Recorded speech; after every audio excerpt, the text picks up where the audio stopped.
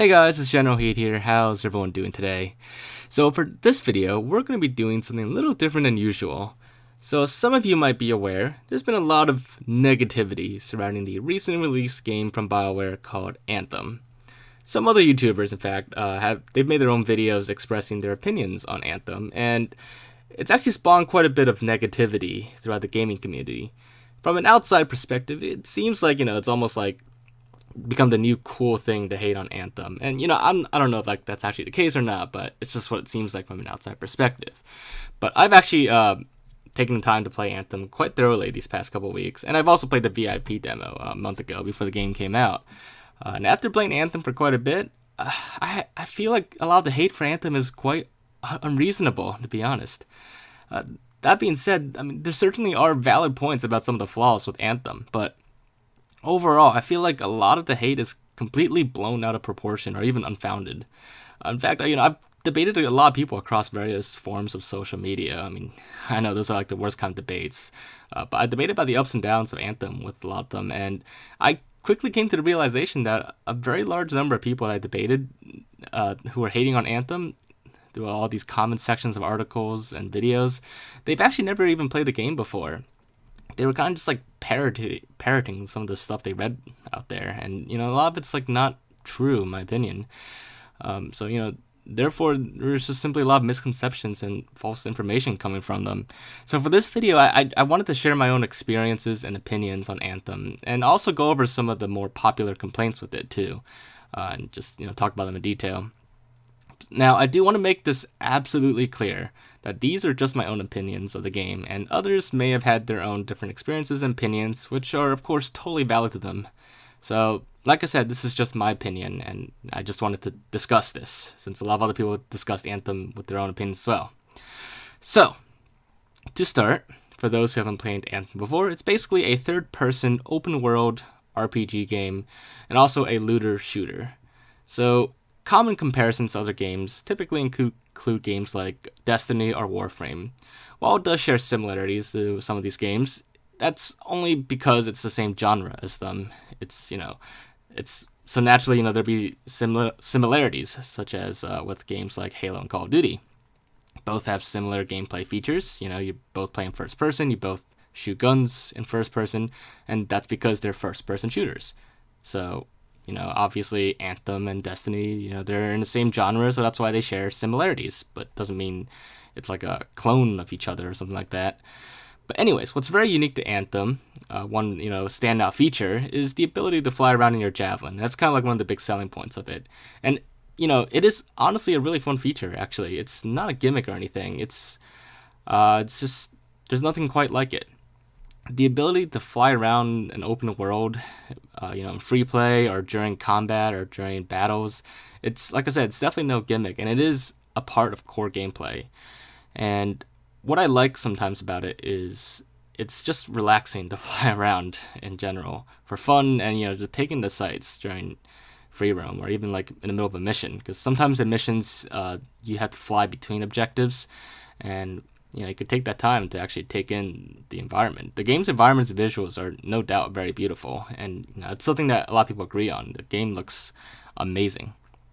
But one of the first complaints I see is about the repetitiveness of the game and the need to grind for certain loot by repeating like missions over and over again. And that is true to an extent, because it's a mechanic that's inherently part of the genre. It is a looter shooter, so it does require a bit of grinding. And I'll admit though, I've never tried both Destiny games that much, and I just never could get into them. I wasn't really like thrilled about that genre at the time. I just, I also didn't really like the idea of having to like grind to get like a lot of good stuff in a game. Because I'm like a really strong advocate for games with single player modes that work offline too. So Anthem being an online-only multiplayer game had me skeptical. Like, I even skipped Call of Duty Black Ops 4 solely because it lacked a campaign. I really do get Call of Duty games just to play the campaign first. But after playing Anthem through, and it does have a story to it, I was a bit worried that I would have to grind too much. But it actually didn't take that much grinding to get the stuff I wanted. I got it pretty quickly. In fact, just playing through the campaign, the story, I got pretty much all the stuff I wanted. I mean, now I'm grinding to get even better stuff. But, a lot of the core stuff I got pretty quickly. It didn't take that much grinding at all for me. But, admittedly, I don't have much experience with looter shooters beyond Anthem, so I can't really say the amount of grinding is more or less than other games, but that's just my experience so far. Now, on the subject of getting items you want from the game, there were also a lot of people that complained about microtransactions. And, the common complaint from that crowd is that Anthem, being an EA published game, because, EA has their whole reputation, which I'm not going to offend, but, people were complaining that Anthem would be full of microtransactions and pay-to-win items and other stuff like that. Well, I am pleased to confirm that is totally not the case. Almost every complaint about Anthem's microtransactions are totally blown out of proportion. For starters, Anthem's microtransactions are cosmetic only. They're just skins you can use to decorate your javelin. There's absolutely no pay-to-win aspects. That being said, I'm still in the camp that microtransactions are bad for games in general. I really don't like the idea of them, but cosmetic only microtransactions in Anthem, I can live with that. It's not that bad. And the plus side of those microtransactions is also that you pick and pay for exactly what you want. There's no gambling aspect to the microtransactions, no loot boxes, no randomness. You just pick what you want, and it's yours. On top of that, there's actually not even a huge amount of stuff you can even buy with microtransactions at the moment. There's a handful of stuff that you get every week, a small selection of skins, and sometimes an emote or something, but that's really about as far as the microtransactions go. Now, the one valid complaint is that while you pick exactly what you want, the individual things you buy themselves are actually kind of pricey. Especially right now, one YouTuber, I forgot who it was, but he brought up the point that right now, all you can buy is epic level stuff. It's pretty decent, but there's stuff above epic like masterwork and legendary. But right now, the epic skins they seem reasonably priced. I mean, they're a little bit on a higher end, but it seems reasonably priced. But then you realize that there's 2 tiers above epic, which eventually, when there's stuff you can skins you could buy, they're gonna cost even more, presumably. So that is one potential downside. But since there's no masterwork or legendary skins available to buy yet, we can't assume anything yet about that. So until then, we can't really, like I said, we can't really say anything about it. Now, one of the biggest issues people like to bring up when they start criticizing Anthem or hating on it is the loading screens. In fact, the most popular comment I see going around is that Anthem has way too many loading screens, and each of those loading screens takes a very long time to load. People say they wait an hour to load or something like that. Well, this is a complaint that's mostly blown out of proportion. In reality, the loading screens are actually pretty quick and totally reasonable. Let's take a look here. In this footage you see right now, I'm gonna load up an entire stronghold mission, and let's see how long the loading screen actually is from start to finish. Now, full disclosure here, I am running the game off of an SSD, but from what I can tell, SSDs are pretty common and cheap these days, and even the next-gen Xbox is rumored to come with an SSD as well. I don't have any official stats for how popular SSDs are these days, but I do expect that most mid to high-end gaming PC builds will likely have an SSD for games. So anyways, as you saw there, that loading screen only took about 25 seconds. It's nowhere near the exaggerations that people keep using when criticizing Anthem. 25 seconds is a totally reasonable loading time. Now, it is true that if you run Anthem off of a regular mechanical hard drive, your loading times will be significantly longer. But that's not an issue exclusive to Anthem. Sure, they could optimize a little bit better, but the fact is, every game takes longer to load on a traditional hard drive. It's just physics. The bigger the game, the larger the world, the more to load, and the longer it will surely take on a traditional hard drive versus an SSD. SSDs will always be faster. Now, going forward with any new large-scale game, it will always take longer to load on traditional hard drive, and it's going to take even longer going forward. It just can't be avoided as games get bigger and bigger. But rest assured, the loading times are still overall pretty reasonable with Anthem on both SSDs and regular hard drives. I mean, just to put it into perspective, by comparison, even a game like Halo 2 Anniversary on Halo the Master Chief Collection on the Xbox One takes 73 seconds to load on that original Xbox One. That is over a minute, and that's several times longer than Anthem. So the loading screens for Anthem are perfectly reasonable, even when compared to a game that it doesn't use as big worlds as Anthem does. Now, the next point I do want to address is the story of the game and the amount of content available during and after the campaign is done. The complaints usually range from the story being pretty lackluster in general and not very deep, especially for a BioWare game, to the point where there's not much to do after the story is done, and basically not much endgame content. To an extent, this is actually pretty true. If you hold Anthem up to the standards of BioWare's previous games like the Mass Effect series, then the story of Anthem indeed doesn't hold up very well and is actually relatively short by comparison. I'm not saying the story is bad by any means, but it's not going to be like a Game of the Year super deep, super emotional story by any means. It's enjoyable, but I've played other BioWare games with better stories. Now, as for the individual missions and quests, a large number of them are indeed fetch quests or defend the position quests. It does, to an extent, make the gameplay somewhat repetitive with the limited variety of missions, but I've actually never really felt bored with doing the missions. It doesn't feel like a chore or anything, because even though in the big picture they're all very similar to each other, BioWare still did a pretty good job at making each mission unique enough that I don't feel like I'm repeating the same thing over and over again. There's still, an interesting aspect to each mission, such as the story and stuff like that. But as for after you're done the campaign, well, the truth is there's not a huge amount of stuff to do other than some challenges, some contract side quests, and grinding strongholds for better gear.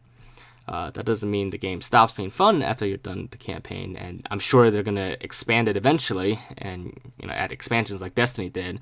But it does mean that if you're looking for more story or side quest stuff to do, your options are going to be very limited. But do keep in mind that Anthem, like Destiny, is a kind of living world game, a live service game, which everybody has different opinions on, and I have my own feelings on as well on live service games. But that's another discussion for another time. But that's basically where the developers are always constantly adding new things to it, like new quests, strongholds, events, and perhaps eventually DLC that expands the story to Anthem. But as of this video being made, the game has only been out for a couple weeks anyway, so it's still way too early to tell what the game could eventually evolve into. If you guys remember, Destiny, it didn't have the greatest start. The initial base game of the first Destiny game was kind of basic, but Bungie eventually did a really great job of improving Destiny, and today it is a very solid game. A lot of fans, a lot of people like it, and they've definitely, from what I've been told, they've improved the story a lot too. Gave it like a more meaningful story, but so hopefully Anthem will also have a lot of improvements like that too in the future. In the meantime, though, if you have a good squad of friends, you'll still enjoy the content currently available in the game. And like I said, they'll be adding a lot more soon. But I don't know about any of the big stuff yet, but we do know some of the smaller stuff that they'll be adding soon. Now, the last point I want to address is the bugs in the game, which is another big complaint. So during the VIP demo phase of the game a month before release, it had a lot of bugs. In fact, instead of being a demo, it really should have been called a beta. A lot of the bugs were literally game-breaking, and extremely annoying.